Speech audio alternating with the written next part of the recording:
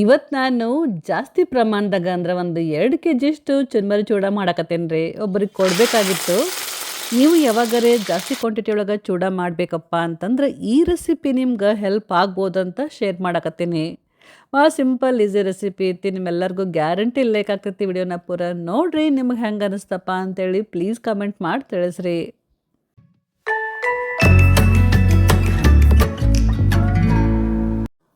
ಮೊದಲು ನಾ ಇಲ್ಲೇ ಒಂದು ಚೂಡ ಮಾಡೋ ಬುಟ್ಟಿನ ಬಿಸಿ ಮಾಡಕ್ಕಿಟ್ಟು ಒಂದು 2 ಕಪ್ಪಷ್ಟು ಎಣ್ಣೆ ಹಾಕಾಕತ್ತೀನಿ ರೀ.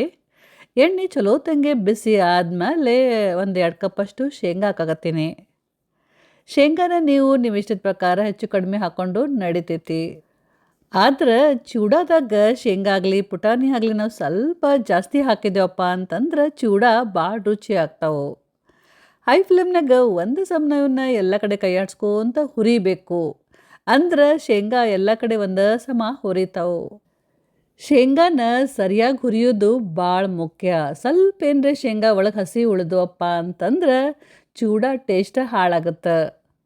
ಸ್ವಲ್ಪ ಹೊತ್ತು ಶೇಂಗಾನ ಸರಿಯಾಗಿ ಹುರಿದ್ಮೇಲೆ ಒಂದೆರಡು ಶೇಂಗಾನ ತೆಗೆದು ಸೈಡಿಗೆ ಎತ್ತಿಡ್ರಿ. ಸ್ವಲ್ಪ ಅವನ್ನ ತಣ್ಣಗಾಗೋ ತನಕ ಬಿಡ್ರಿ. ತಣ್ಣಗಾದ್ಮೇಲೆ ಹಿಂಗೆ ಚೆಕ್ ಮಾಡಿ ನೋಡ್ರಿ.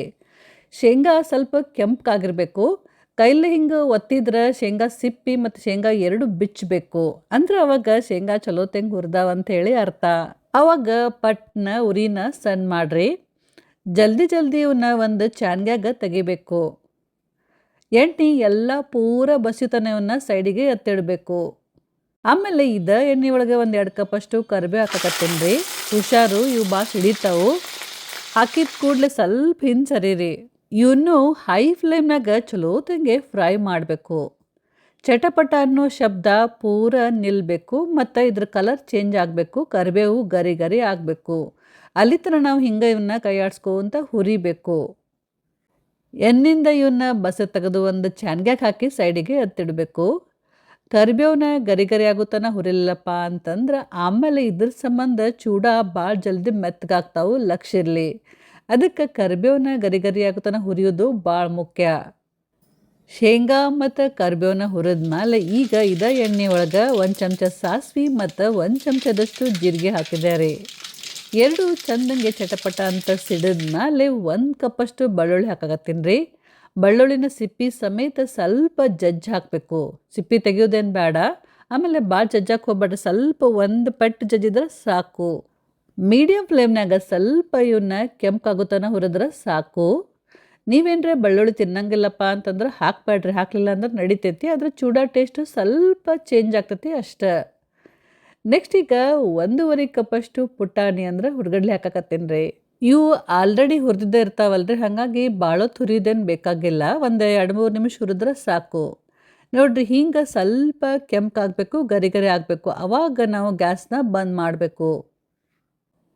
ಗ್ಯಾಸ್ನ ಬಂದ್ ಮಾಡಿದ್ಮೇಲೆ ಎಣ್ಣೆನ ಬಿಸಿ ಇರುತ್ತಲ್ರಿ. ಬಿಸಿ ಎಣ್ಣೆ ಒಳಗೆ ರುಚಿಗೆ ತಕ್ಕಷ್ಟು ಉಪ್ಪು, ಒಂದು ಸಣ್ಣ ಚಮಚದಷ್ಟು ಅರಿಶಿನ ಪುಡಿ, ಒಂದು 2ರಿಂದ 3 ದೊಡ್ಡ ಚಮಚದಷ್ಟು ಖಾರ ಪುಡಿ ಮತ್ತು ಒಂದು 2 ದೊಡ್ಡ ಚಮಚದಷ್ಟು ಹವಿಜ್ ಪುಡಿ ಅಂದ್ರೆ ಧನಿಯಾ ಪುಡಿ ಹಾಕಿ ಎಲ್ಲ ಒಂದ್ಸಲ ಸರಿಯಾಗಿ ಮಿಕ್ಸ್ ಮಾಡಬೇಕು. ನನಗೆ ಯಾಕೋ ಎಣ್ಣೆ ಕಡಿಮೆ ಆಗ್ಬೋದು ಚೂಡಕ್ಕಂತ ಅನ್ಸಕತ್ತೈತ್ರಿ. ಅದಕ್ಕೆ ಇನ್ನೂ ಒಂದು ಅರ್ಧ ಕಪ್ಪಷ್ಟು ಎಣ್ಣೆ ಹಾಕಾಕತ್ತೀನಿ. ಎಣ್ಣೆ ಹಾಕಿದ್ಮೇಲೆ ಗ್ಯಾಸ್ ಆನ್ ಮಾಡಿ ಎಣ್ಣೆ ಸ್ವಲ್ಪ ಬಿಸಿ ಆಗೋ ತನಕ ಹುರಿತೀನಿ.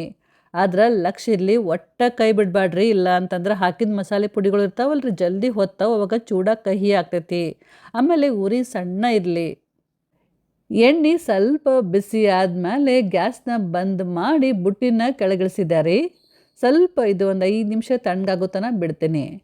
ಆಮೇಲೆ ಇದ್ರಾಗ ಸ್ವಲ್ಪ ಚುನ್ಮರಿ ಅಂದ್ರೆ ಮಂಡಕ್ಕಿ ಅಥವಾ ಕಡಲೆಪುರಿ ಹಾಕಿ ಮಿಕ್ಸ್ ಮಾಡಬೇಕು. ಒಮ್ಮೆ ಭಾಳಷ್ಟು ಹಾಕಕ್ಕೆ ಹೋಗ್ಬೇಡ್ರಿ. ಸ್ವಲ್ಪ ಹಾಕೋಂತ ಮಿಕ್ಸ್ ಮಾಡ್ಕೋಂತ ಹೋಗಬೇಕು. ರೆಡಿ ಮಾಡಿದ ಒಗ್ಗರಣೆ ಒಳಗೆ ಎಷ್ಟು ಚುನ್ಮರಿ ಹಿಡಿತೈತೆ ಅಂತೇಳಿ ನೋಡ್ಕೊಂಡು ಹಾಕ್ರಿ. ಆಮೇಲೆ ಒಂದು 2 ದೊಡ್ಡ ಚಮಚದಷ್ಟು ಸಕ್ಕರೆ ಹಾಕಿ ಸರಿಯಾಗಿ ಇದನ್ನು ಮಿಕ್ಸ್ ಮಾಡಬೇಕು. ಒಗ್ಗರಣೆ ಸ್ವಲ್ಪ ತಣ್ಣಗಾದ್ಮೇಲೆ 2 ಕೈಲಿ ಹಿಂಗೆ ಸರಿಯಾಗಿ ಮಿಕ್ಸ್ ಮಾಡಬೇಕು. ಮೇಲೆ ಕೆಳಗೆ ಚಲೋತ್ತಂಗೆ ಮಿಕ್ಸ್ ಮಾಡಬೇಕು. ಸರಿಯಾಗಿ ಮಿಕ್ಸ್ ಮಾಡಿದ್ಮೇಲೆ ಸ್ವಲ್ಪ ಚೂಡಾನ ಟೇಸ್ಟ್ ಮಾಡಿ ನೋಡ್ರಿ. ಇನ್ನೊಂದು ಸ್ವಲ್ಪ ಖಾರ ಉಪ್ಪು ಏನರೇ ಬೇಕಪ್ಪ ಅಂತ ಅನಿಸಿದ್ರೆ ಈಗ ಇನ್ನೊಂದು ಸ್ವಲ್ಪ ಹಾಕಿ ಮತ್ತೆ ಚಲೋತ್ತಂಗೆ ಮಿಕ್ಸ್ ಮಾಡಿರಿ. ನೆಕ್ಸ್ಟ್ ಈಗ ಮತ್ತೆ ಗ್ಯಾಸ್ನ ಆನ್ ಮಾಡಿ ಸಣ್ಣ ಉರಿ ಒಳಗಿಟ್ಟು ಚೂಡಾನ ಸ್ವಲ್ಪ ಹೊತ್ತನ ಹುರಿಬೇಕು. ಲಕ್ಷ ಇರಲಿ, ಒಟ್ಟ ಕೈ ಬಿಡಬೇಡ್ರಿ. ಸ್ವಲ್ಪ ಏನ್ರಿ ನೀವು ಕೈ ಬಿಟ್ರಪ್ಪ ಅಂತಂದ್ರೆ ಮುಗೀತು. ಚುನ್ಮರಿ ತಳದಾಗ ಹೊತ್ತಕ್ಕೆ ಶುರು ಆಗೇ ಬಿಡ್ತಾವು. ಸಮಾಧಾನದಿಂದ ಬಾಳೊತ್ತು ಸರಿಯಾಗಿ ಎಲ್ಲ ಕಡೆ ಕೈ ಆಡಿಸ್ಕೊಂತ ಹುರಿತೀವಿ ನೋಡ್ರಿ, ಅವಾಗ ಚೂಡ ಭಾಳ ಮಸ್ತ್ ಗರಿ ಗರಿ ಆಗ್ತಾವು. ಎಷ್ಟು ಚಂದಂಗೆ ಹುರಿತೀರಿ ಅಷ್ಟು ಗರಿ ಗರಿ ಆಗ್ತಾವು. ಸಣ್ಣ ಉರಿ ಒಳಗೆ ಕೈ ಬಿಡ್ಲಾರ್ದ ಒಂದು 10-12 ನಿಮಿಷ ಇದನ್ನು ಚಲೋತಂಗೆ ಹುರಿದು ಗ್ಯಾಸ್ನ ಬಂದ್ ಮಾಡಿ ಬುಟ್ಟಿನ ಕೆಳಗಿಳಿಸಿದ್ದಾರೆ. ಬುಟ್ಟಿ ಇನ್ನೂ ಭಾಳ ಬಿಸಿ ಐತಲ್ರಿ, ತಣ್ಣಗಾದ್ಮೇಲೆ ಚೂಡ ಇನ್ನಷ್ಟು ಗರಿ ಗರಿ ಆಗ್ತಾವು. ಈಗ ಫ್ರೈ ಮಾಡಿದ್ದ ಶೇಂಗಾ ಮತ್ತು ಕರಿಬೇವು ಇತ್ತಲ್ರಿ, ಅವನ್ನ ಹಾಕಿ ಮಿಕ್ಸ್ ಮಾಡಬೇಕು. ಮೊದಲು ಶೇಂಗಾ ಹಾಕಿ ಒಂದು ಸಲ ಚಲೋತಂಗೆ ಮಿಕ್ಸ್ ಮಾಡಿ ಆಮೇಲೆ ಕರಿಬೇವು ಹಾಕಿ ಅಗದಿ ಅಮಾತ್ಲೆ ಅಂದ್ರೆ ಸಾವಕಾಶ ಮಿಕ್ಸ್ ಮಾಡಬೇಕು. ಯಾಕಂದ್ರೆ ಕರಿಬೇವು ಭಾಳ ಸೂಕ್ಷ್ಮ ಇರುತ್ತಲ್ರಿ, ಭಾಳ ಜಲ್ದಿ ಪುಡಿ ಆಗ್ತಾವೆ. ಹಾಗಾಗಿ ಸಾವಕಾಶ ಇವನ್ನ ಮಿಕ್ಸ್ ಮಾಡಬೇಕು. ಟೋಟಲಿ 1 kgಷ್ಟು ಚುನ್ಮರಿ ಮಂಡಕ್ಕಿ ಅಥವಾ ಕಡಲೆಪುರಿ ಹಿಡಿತ್ರಿ. ಆಮೇಲೆ 350 ಗ್ರಾಮಿಂದ 400 ಗ್ರಾಮಷ್ಟು ಎಣ್ಣೆ, 300 ಗ್ರಾಮಷ್ಟು ಶೇಂಗಾ, 250 ಗ್ರಾಮಷ್ಟು ಪುಟಾಣಿ ಅಥವಾ ಹುರ್ಗಡ್ಲಿ, 100 ಗ್ರಾಮಷ್ಟು ಬೆಳ್ಳುಳ್ಳಿ, ಕರಿಬೇವು ಎಲ್ಲ ಸೇರಿ ಟೋಟಲಿ 2 kgಷ್ಟು ಚುನ್ಮರಿ ಚೂಡ ರೆಡಿ ಆಯ್ತು ನೋಡ್ರಿ. ಈಗ ನೋಡ್ರಿ ಮಸ್ತ್ ಖಾರ ಗರಿ ಗರಿ ನಮ್ಮ ಉತ್ತರ ಕರ್ನಾಟಕ ಸ್ಪೆಷಲ್ ಚುನ್ಮರಿ ಚೂಡ ರೆಡಿ. ಇವನ್ನ ಹಿಂಗೆ ನೀವು ಒಂದು ಜಿಪ್ ಪೌಚ್ನಾಗ ಹಾಕಿ ಇಟ್ಕೊಂಡ್ರಪ್ಪ ಅಂತಂದ್ರೆ ಒಂದು 20-25 ದಿನ, 1 ತಿಂಗಳು ತನಕ ಇವು ಹಿಂಗೆ ಗರಿ ಗರಿನ ಇರ್ತಾವೆ. ನೀವು ಬೇಕಾದಾಗ ಸಂಜೆ ಮುಂದೆ ಮಸ್ತ್ ಬಿಸಿ ಬಿಸಿ ಚಹಾ ಇಲ್ಲ ಅಂತಂದ್ರೆ ಕಾಫಿ ಜೋಡಿ ಗರಿ ಗರಿ ಚೂಡಾನ ಎಂಜಾಯ್ ಮಾಡಿರಿ. ಇವತ್ತಿನ ರೆಸಿಪಿ ಚಲೋ ಅನ್ಸಿದ್ರೆ ಸ್ವಲ್ಪರ ಏನರ ಯೂಸ್ಫುಲ್ ಆತಪ್ಪ ಅಂತ ಅನ್ಸಿದ್ರೆ ವಿಡಿಯೋಕ್ಕೊಂದು ಲೈಕ್ ಕೊಡ್ರಿ, ಕಮೆಂಟ್ ಮಾಡಿರಿ. ನಿಮ್ಮ ಫ್ರೆಂಡ್ಸ್ ಮತ್ತು ಫ್ಯಾಮ್ಲಿಗೆ ಈ ರೆಸಿಪಿನ ಶೇರ್ ಮಾಡೋದನ್ನ ಮಾತ್ರ ನೆನಪು ಹಾರಕ್ಕೆ ಹೋಗಬೇಡ್ರಿ. Thank you.